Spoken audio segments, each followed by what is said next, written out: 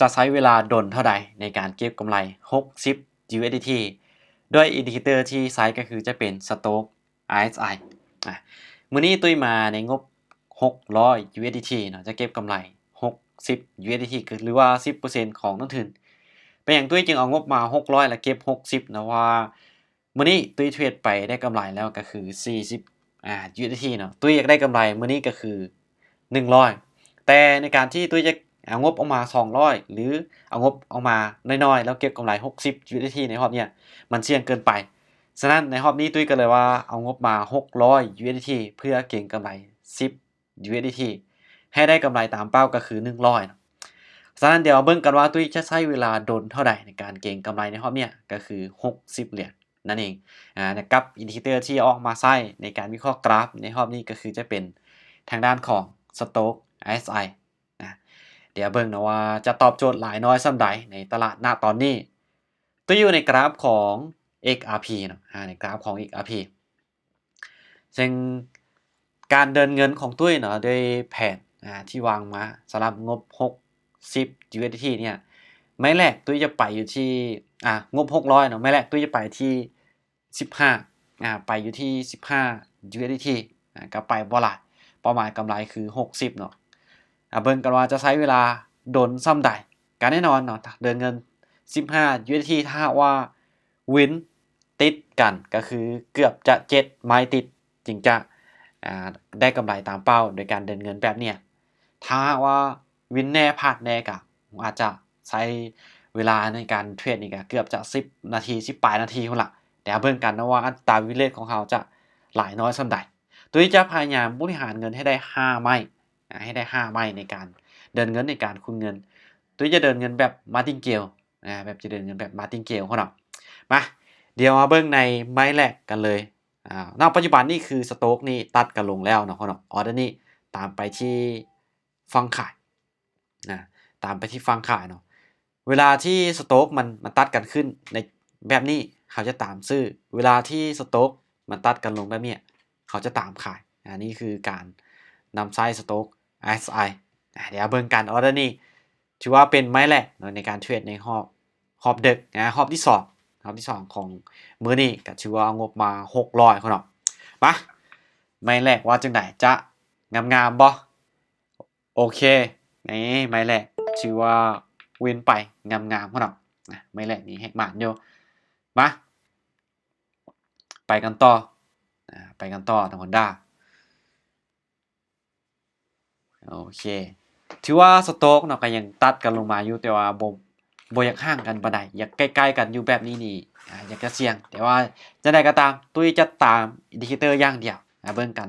ได้ผลหลายน้อยส่ำใดจัดไปที่ฟังขายเลยในจุดนี้จัดไปที่ฟังขายอีกรอบนึงบ่การนำไซส์ง่ายๆเนาะสำหรับในการนำไซส์สโต๊ก RSI ก็บ่ได้ยากสังเกตเบิ่งระหว่างเส้น2เส้นตัวนี้ก็คือเส้นสีฟ้าแล้วก็เส้นสีส้มตัวเนี้ยเห็นบ่ถ้าว่าเวลาที่มันตัดกันขึ้นเนาะเส้นสีฟ้าตัวนี้ตัดเส้นสีส้มขึ้นไปเขาก็ตามซื้อเวลาที่เส้นสีฟ้าตัวนี้มันตัดเส้นสีส้มลงมาเขาก็ตามขายในกรณีแบบเนี้ยมันมีโอกาสที่จะได้ผลหรือสนะค่อนข้างว่าจะสูงสำหรับไผที่บ่เคยนำใช้ก็ลองเอาไปปรับใช้ลองเบิ่งเนาะสำหรับตัวนี้ก็เป็นอีก1อินดิเคเตอร์เป็นอีก1ทางเลือกในการเทรดในการวิเคราะห์กราฟให้สำหรับไผที่วิเคราะห์อีหยังหลายบ่เป็นสามารถที่จะนำเอาไปปรับใช้ได้มาไปอีก15ดอลไปอีก15ดอลในจุดนี้ก็คือเก่าเนาะสโต๊กยังตามขนาดกันลงมาแบบนี้ก็ขายอีกคือเก่าบ่เว้าหยังหลายตามขายอย่างเดียวเบิ่งว่าจุดนี้มันจะวินติดๆกันหลายไหมบ่ในบริเวณนี้ก็ถือว่าในกราฟของ XRP นี้กำลังตอบโจทย์เขาเนาะนะตอนนี้ถือว่ากำลังได้ผลดีเลยล่ะเป้าหมายของตุ้ยในวันนี้คือกำไร100 USDT ในการเข้าตลาด2รอบเอามาลุ้นกันโอเคลงมาลูกงามๆว่าจังได๋3 2นิ่งบ่โอเคสวยจัดไปนี่วินมาแล้ว3 4ไม้3ไม้เขาเนาะวินมาแล้ว3ไม้มาไม้ที่4เดี๋ยวไปต่อโอ้ถือว่าตอบโจทย์เขานะตอนนี้ก็ถือว่าเอาเรื่องอยู่สำหรับอินดิเคเตอร์ตัวนี้ ก็ถือว่าได้ผลเบิ่งกันว่าจะวินฮอต5 ไม้ติดบอ4-5 ไม้ติดกัดบอนะตอนนี้โอเคถือว่าสโต๊กก็ยังตัดกันของบ่นะตามขายได้ยังตัดกันลงเขาเนาะสโต๊กก็ยังตัดกันลงอยู่ในบริเวณนี้เห็นบ่ยังตัดกันลงอยู่บ่ทันได้ตัดกันขึ้นชัดเจนในจุดนี้มันยังเนาะถ้าว่าสังเกตในบ่นี้ยังตัดกันลงขนาดกันลงก็เลยว่าตามไปที่ฟังขายอีกครั้งนึงนะ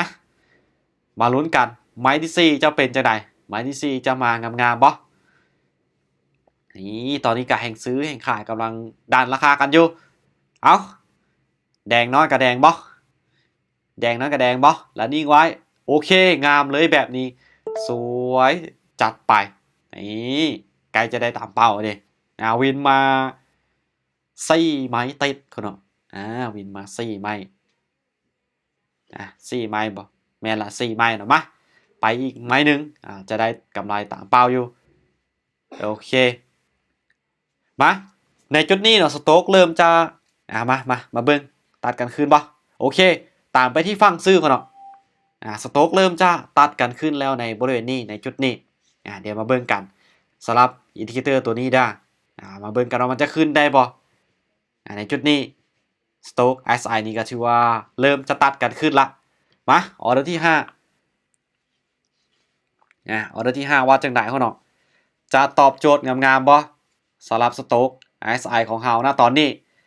ถ้าว่าวิน5 ไม้ติดนี่ก็คือจะปิดจ็อบงามๆเลยเอาโอเคสวยจัดไปงามๆนะคนนะกำไรมา71.25 USDT ในรอบนี้คนนะก็ถือว่าวินติดๆเลยอัตราชนะหรือว่าวินเลทในการนำไส้สโต๊ก SI ในรอบนี้ก็ถือว่า 100%ถือว่า 100% ในรอบนี้คนนะตุยออกไปอยู่ที่5 ไม้22 โมง 24 นาที22 โมง 25 22 โมง 26 22 โมง 27 22 โมง 28ก็ถือว่าวินมา5ออเดอร์งามๆอัตราชนะในรอบนี้ก็ถือว่า 100% ถือว่าช่วงนี้ตอบโจทย์เขาเนาะนี่ก็เป็นอีกอินดิเคเตอร์หรือเป็นอีกหนึ่งทางเลือกหนึ่งสำหรับไผที่เข้ามาหาการเทรดใหม่เนาะแล้วบ่ฮู้ว่าจะนำไซส์อินดิเคเตอร์ตัวใดก็ไซส์ทางด้านของ Stock SI ได้ก็เป็นอีกหนึ่งทางเลือกเขาเนาะสำหรับไผที่อยากลองเอาไปปรับใช้ก็ลองเอาไปปรับใช้เบิ่งได้แต่สำหรับตุ้ยน่ะก็รู้สึกว่ามันก็ตอบโจทย์แต่มันตอบโจทย์เป็นบางจังหวะบางจังหวะบางช่วงของตลาดฉะนั้นทุกคนก็ลองเอาไปสังเกตลองเอาไปจับจุดตลาดเบิ่งนะว่าช่วงใดที่มันได้ผลช่วงใดที่มันบ่ได้ผลทุกคนก็ลองไปจับจุดตลาดเบิ่งสำหรับคลิปนี้เนาะตุ้ยก็จะบ่อย่างไรจะมาเทรดนำใช้เทคนิคของ Stock SI ให้ทุกคนนั้นได้เบิ่งในการเข้าออเดอร์อย่างต่างๆก็ชื่อว่าอัตราชนะค่อนข้างจะสูงไผที่มักฮักทางด้านการเทรดเนาะอย่าลืมกดติดตามช่องของตุ้ยไว้เนาะเวลาที่ตุ้ยเอาคลิปอย่างลงใหม่ๆทุกคนก็สามารถที่จะเบิ่งและการศึกษาไปได้และสุดท้ายเนี่ยสำหรับการเทรดหรือว่าการลงทุนทางด้านคริปโตอย่างต่างเนาะมันแล้วแต่มีความเสี่ยงฉะนั้นใครที่อยากจะลองศึกษาทางด้านการเทรดอยากจะลองเข้ามาเก็งกำไรในตลาดเนี่ยทุกคนก็ต้องศึกษาให้ดีๆก่อนเนาะก่อนที่ทุกคนนั้นจะตัดสินใจเอาเงินของเนี่ยเข้ามาในตลาดโอเคสำหรับคลิปนี้บายบายทุกคนได้เดี๋ยวพบกันในคลิปต่อไปได้สำหรับคลิปนี้บายบาย